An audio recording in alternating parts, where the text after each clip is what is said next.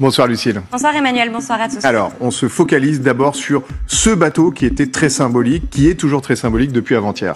Oui, le Razzoni, le voici, cargo de 186 mètres de long. Il navigue sous le pavillon de la Sierra Leone. Il est conçu pour transporter de la marchandise en vrac et il transporte à son bord donc 26 000 tonnes de maïs ukrainien en attente d'être livré. Il se situe en ce moment même à la sortie du détroit du Bosphore, cap sur Tripoli au Liban, sa destination finale. Plus tôt, ce matin, comme l'exigeait Moscou, un centre de coordination basé à Istanbul procède à des contrôles à bord. C'est la toute première étape. Une équipe d'inspecteurs composée de représentants de la Turquie, de la Russie, de l'Ukraine et des Nations Unies vérifie le contenu de la cargaison.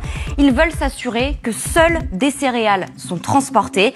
Ils vérifient aussi l'identité des membres de l'équipage et le contenu des cales du bateau. Tout cela conformément à la procédure décrite par les autorités turques. Il était prévu que le navire n'entre pas dans le port d'Istanbul. Les inspections ont donc lieu au large de la mer Noire, à quelques encablures du Bosphore, vous le voyez. Et certains éléments posent question ?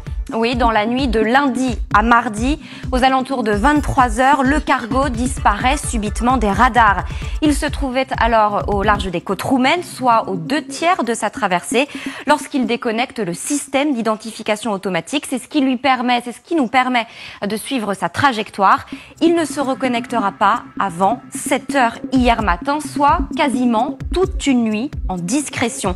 Était-ce pour échapper délibérément à un certain suivi? Rien ne permet pour le moment de l'affirmer. Le ministère de la Défense turc, de son côté, ne donne absolument aucune explication. Et est-ce qu'on peut s'assurer que les millions de tonnes qui ont été promises, notamment au moment des accords d'Istanbul, finiront un jour par être livrées? Eh bien, c'est effectivement ce qui a été convenu dans l'accord signé par l'Ukraine et la Russie. C'était il y a quasiment 2 semaines. Le texte prévoit l'exportation de 20 à 25 millions de tonnes de céréales sous supervision internationale et à travers l'instauration de couloirs sécurisés en mer Noire. Pas moins de 16 bateaux chargés de céréales attendent encore l'autorisation de quitter le port d'Odessa, selon Dmytro Kuleba, le chef de la diplomatie ukrainienne. Mais ce que dénonce Kiev, c'est le double discours de Moscou. Elle l'accuse de voler une partie des récoltes des territoires occupés, 500 000 tonnes de céréales illégalement exportées selon le Parlement ukrainien, 700 000 selon les Nations Unies. Début juillet, c'est le cargo Zibek-Zoli sous pavillon russe qui est soupçonné de transporter 7 000 tonnes de blé volé. Il a été immobilisé 6 jours dans le port turc de Karasu sur la mer Noire avant de faire finalement demi-tour vers la Russie.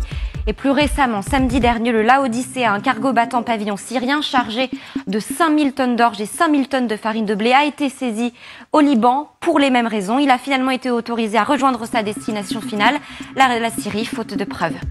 Merci beaucoup Lucille. On ouvre beaucoup de questions là, d'un seul coup. On va peut-être commencer Ulrich Bouna par